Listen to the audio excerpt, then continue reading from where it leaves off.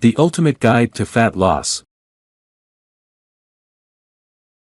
Number 1. Understanding fat loss, calories in versus calories out. Fat loss primarily comes down to consuming fewer calories than you burn.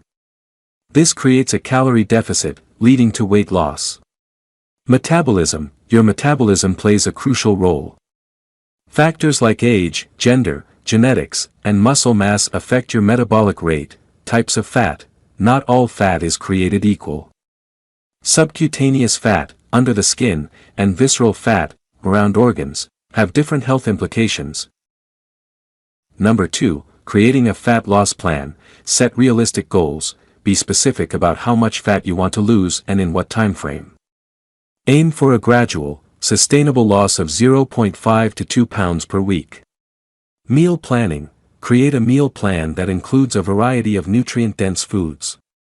Focus on whole grains, lean proteins, healthy fats, and plenty of fruits and vegetables.